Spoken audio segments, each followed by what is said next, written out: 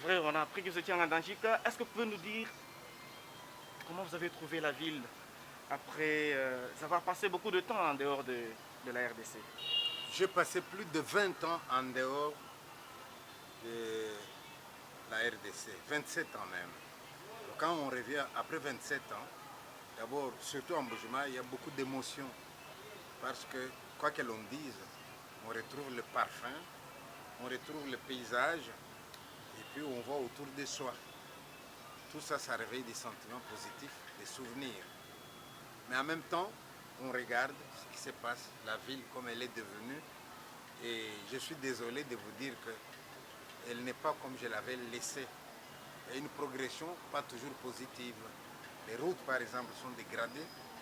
Aller à la Miba, là, c'était un beau quartier. Maintenant, ce n'est plus comme avant. Quand je regarde Bonzola, en face de Bonzola, c'était magnifique.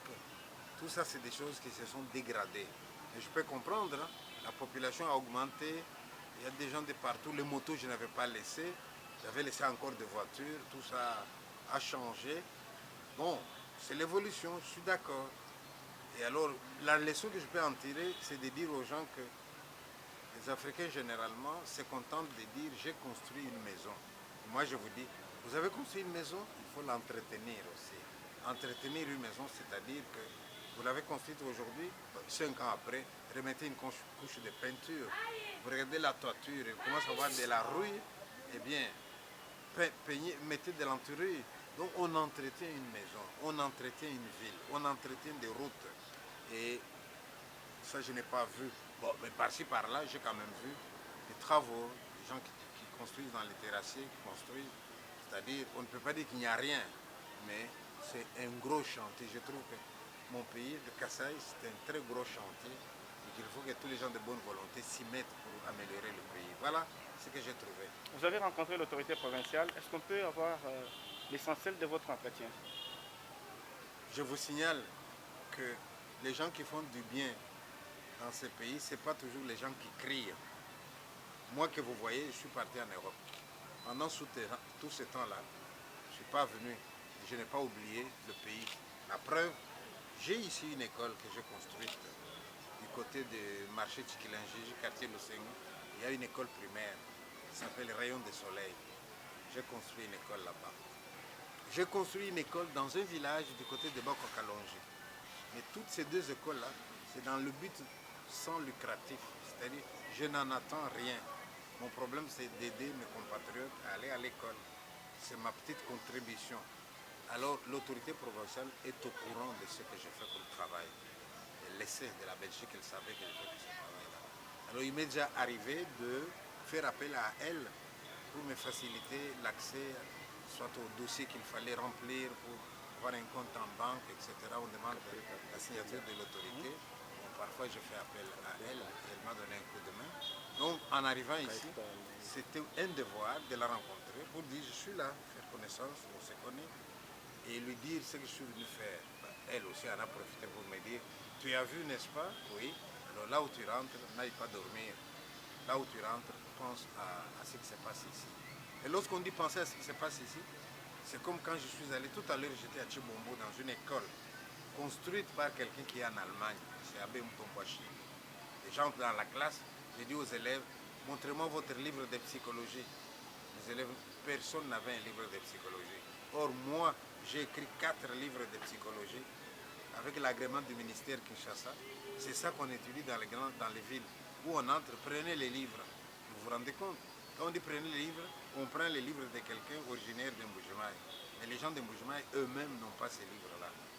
Je trouve que c'est difficile. Alors quand l'autorité provinciale me dit, n'oubliez pas, vous avez la possibilité d'envoyer un banc pour la scolarité, envoyez-le. Vous avez la possibilité d'envoyer des cahiers pour les enfants, envoyez. C'est ça donc. Sachez qu'il y a des gens qui travaillent pour ce pays de manière officielle parce qu'ils sont dans les postes. Et vous avez d'autres gens qui sont dans d'autres domaines mais qui essaient quand même d'aider le pays. Et moi, je fais partie de ces gens-là. Mais alors, quand nous, on décide d'aider le pays, on aimerait bien que l'autorité nous facilite certaines choses. On ne demande rien, mais imaginez par exemple, je dis, bon, on va envoyer ceci pour les élèves. Ça vient gratuitement. Mais ça arrive quelque part, il faut une taxe qui dit, alors là, je me fâche. Là, je dis à l'autorité provinciale, mais madame, s'il vous plaît, c'est en train de venir aller prendre et donner aux enfants. On ne peut pas en même temps faire du bien et payer pour les biens que l'on fait. Tu vois, tout ça, il fallait que je parle un peu avec elle. Et elle m'a expliqué un peu la situation ici aussi, qui revient à une chose, c'est un chantier, nous devons travailler. Voilà, vous êtes homme de lettres et vous, là vous revenez de Nandajika, vous avez assisté au polo organisé par le projet d'Itunga. Comment vous avez trouvé l'état des lieux de lettres, s'il faut parler en termes un peu clairs comme ça, les lettres dans votre province? L'état des lieux des lettres dans ma province, c'est déplorable. Si aujourd'hui on vous dit, citez-nous les écrivains congolais, vous n'allez pas en citer 20 sans qu'il y ait dedans plus ou moins 8 de chez nous. Mais en attendant, vous allez dans les écoles, vous demandez aux élèves, citez-moi un écrivain congolais. Je ne savais pas. Je ne savais pas. Vous avez actuellement des gens qui terminent les études, ils n'ont jamais lu un livre. Je trouve ça coupable. Alors, en même temps, il ne s'agit pas seulement de condamner, il s'agit aussi que moi je me pose la question, il n'y a pas d'écrivain, d'accord, mais qu'est-ce que je fais moi-même pour qu'il y ait des écrivains ici? C'est ainsi qu'en Ngandajika, pendant toute une journée, j'ai fait ce qu'on appelle atelier d'écriture. Atelier d'écriture, c'est de demander carrément aux jeunes gens qui a envie d'écrire. Moi, très bien. Venez dans une salle, je vais vous apprendre comment on écrit. Pourquoi est-ce que j'ai fait cet atelier d'écriture? Parce que parfois, il y a des gens qui nous envoient des textes. Vieux, moi je viens d'écrire un texte, regarde un peu, qu'est-ce que tu penses? Et je regarde, je me rends compte qu'il ne sait même pas qu'est-ce qu'il a écrit. Pourquoi? Parce qu'en littérature, vous avez beaucoup de genres. Vous avez un genre qu'on peut appeler épistolaire. Vous avez tous étudié en littérature française une dame qui s'appelle Madame de Sévigné. Madame de Sévigné n'a pas écrit des romans, elle n'a écrit que des lettres. Donc si jamais vous avez échangé une correspondance avec votre fiancé, vous avez commencé, vous avez décrit vos sentiments et tout, et puis au moment elle t'a plaqué, tu es en colère, tu écris encore, et puis elle a réagi. Mais à la fin, tu te retrouves avec 100 pages. Tu donnes à un ami, dit, lis un peu, il dit, oh, mais c'est très intéressant, on peut publier. À ce moment-là, on va dire genre épistolaire. Ou alors vous dites, je voudrais faire un texte de fiction autour d'une simple intrigue. Ça ne sera pas long, ça sera 5, 8, 10 pages. Ça, on appelle nouvelle. Maintenant, si vous écrivez et vous voyez ça vient, il y a des rebondissements. Vous arrivez à 40 pages, on appelle ça récit. Mais si vous dites je vais écrire un roman, là vous devez savoir que vous devez dépasser dans les 140 pages. Il doit y avoir l'analyse psychologique des personnages, il doit y avoir des rebondissements de toutes sortes. Là vous êtes dans le roman. Si vous dites je voudrais écrire un texte qu'on va jouer sur scène par des gens, un qui dit, l'autre qui répond, vous êtes dans le théâtre. Si vous dites je vais écrire des textes courts, mais avec force, avec musique et tout, esthétique, c'est de la poésie. Mais vous voyez, rien que distinguer ces gens, ou alors vous dites je vais écrire un journal. Un journal, c'est-à-dire, vous décidez d'écrire les événements importants de votre vie. Il était 5 heures du matin lorsque j'ai vu débarquer chez moi ma petite soeur. Je suis sorti, mais à 7 heures, qu'est-ce qui se passe? Viens vite, mon grand frère. Notre papa est malade. On a couru à l'hôpital. Eh bien, il ne parlait plus. On a dit, docteur, c'est grave. Et le docteur nous a regardé avec les yeux de la compassion. Nous avons compris que c'était fini pour notre papa. Et vous racontez. Et puis, comment ça s'est passé dans les deuils? Et puis après le deuil, qu'est-ce qui s'est passé? Les frères de votre père, ils sont venus, mais c'est nous, ses frères. Et qu'est-ce qu'ils ont exigé? Ainsi de suite, ainsi de suite. Ou vous écrivez des choses qui arrivent. Ça, c'est un journal. Alors, quand vous avez créé un journal comme ça, vous pouvez le publier aussi. Mais maintenant, si vous avez choisi les genres, il faut maintenant savoir écrire. Il y a deux manières d'écrire. Ou vous utilisez le présent narratif, ou vous écrivez mélange de tous les temps. Mais le présent narratif, il est bien pour les débutants, parce qu'il n'est pas difficile. Vous allez dire, monsieur, on écrit tout au présent. Oui, mais il faut être intelligent. Imaginez que vous commencez un texte, vous dites, j'arrive à la maison, ma maman me dit, mais ton frère est là, tu ne lui dis pas bonjour. Et moi je réponds, maman, tu sais, j'arrive chez mon frère hier, il est là, il m'a vu, il me regarde et il ne me dit pas bonjour. Je lui dis, grand frère, tu ne me vois pas? Il regarde de côté comme si j'étais quelque chose qui ne mérite même pas d'être regardé. Et là je dis, alors dans ce cas, c'est fini. Mon grand frère, moi et lui, c'est fini. Vous voyez, tout ça j'ai dit au présent, alors que vous racontez ce qu'il a fait avant-hier. Un peu comme vous pouvez dire à quelqu'un qui vous a importuné. Vous dites, importune-moi. Je te promets, demain, je vais en Bujimaï. Tu es un homme mort. Tu vois, je vais en Bujimaï, tu es mort, alors que je te parle. Tu vois, tu projettes, mais on peut projeter avec le présent aussi. Ou alors, il était une fois, à telle heure, je me suis présenté, et quand il est venu, il m'a regardé, mais qu'est-ce que viens-tu faire ici? Là, tu utilises tout le temps. Mais quand tu utilises tout le temps, il faut avoir maîtrisé la concordance des mots et des temps. Donc, je devais expliquer tout ça aux jeunes écrivains. Alors, la question finale, c'est, imaginez que vous avez écrit votre texte, vous avez 100 pages. Le texte écrit à sortir un livre. Et là, j'ai donné des conseils. 1. Faites lire votre texte par votre collègue qui a un peu la plume facile. Lui va vous dire ici ça ne va pas, ici ça ne va pas, ou à un professeur de français. Mais une fois que vous avez dépassé cette étape-là, vous pouvez maintenant demander à un type comme moi, je vais jeter un coup d'œil. Et si c'est bien, nous allons proposer votre livre à un éditeur. Un éditeur, c'est un homme d'affaires. Il a de l'argent pour publier des livres. Et lui va prendre votre livre, il va se poser 3 questions. Est-ce que c'est bien écrit? Est-ce que c'est intéressant? Est-ce que ça va se vendre? Et si la réponse positive à toutes ces 3 questions-là, eh bien, il va éditer votre livre. Quand il a édité, ce n'est pas fini. Il faut encore un diffuseur qui lui a des librairies. Et on va vendre votre livre. Si jamais on a fini, on va faire les calculs.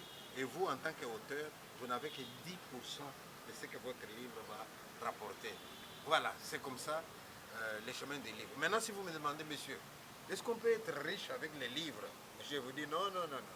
Quand vous écrivez, n'écrivez pas avec l'idée que vous allez vous enrichir. Écrivez tout simplement. Moi, j'ai beaucoup écrit. Je n'ai pas gagné beaucoup d'argent là-dedans, mais j'ai gagné d'une autre façon. J'arrive quelque part, ah oui, c'est l'écrivain. Là, on m'ouvre la porte. Alors, ça peut être la porte qui va me rapporter, pas le livre, mais le livre indirectement. On reçoit des écrivains, on me reçoit. C'est ainsi qu'en Belgique, j'ai été décoré 2 fois.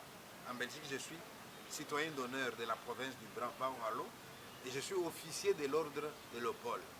Toutes ces médailles-là, je les ai eues en tant qu'écrivain, écrivain qui fait ça, on m'ouvre les portes.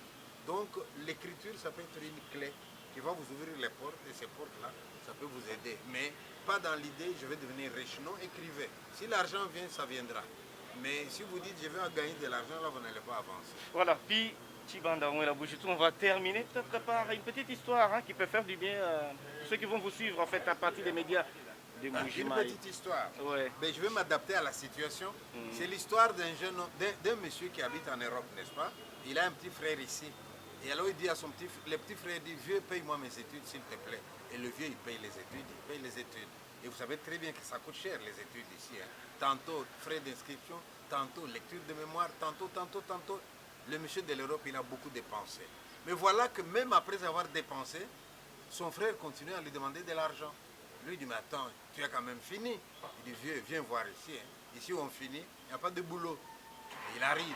Il dit, tu as vraiment cherché? Oui, j'ai cherché. Et tu n'as pas trouvé? Mais je n'ai pas trouvé. Voilà quelqu'un qui vient leur dire, j'ai entendu dire qu'on engage au jardin zoologique. Il lui dit, mais attends, je suis licencié en droit. Qu'est-ce que j'irai faire au jardin zoologique? Mais essayez quand même, on ne sait jamais. Peut-être qu'on a besoin de quelqu'un dans l'administration. Il écrit et on l'engage tout de suite. Alors il demande maintenant à son patron, en quoi va consister mon travail? Et l'autre lui dit, revenez lundi, quand vous viendrez pour commencer, on va vous dire en quoi va consister votre travail. Il arrive, on lui dit, vous voyez, dans ces pays, il n'y a pas d'argent. Dans ces pays, il n'y a plus d'emploi, il n'y a plus d'entreprise. Nous devons avoir de l'imagination. Alors on lui dit, voici ce que nous te proposons comme travail.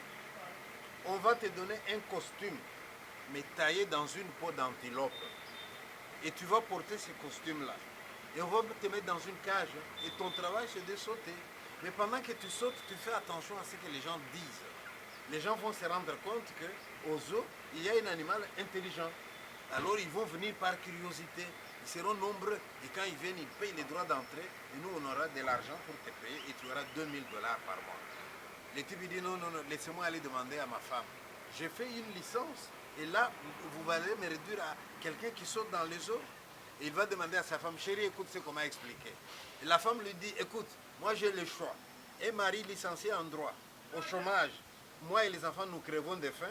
Et un mari licencié en droit qui saute aux eaux mais qui nous rapporte 2000. Chérie, va sauter aux eaux. Ton amour propre là, tu mets de côté. Et les gars arrivent, ils sautent. Et les gens entendent parler. Les gens viennent nombreux, ils payent. Et ça fait entrer de l'argent. Et lui, il a 2000 €. Il est content.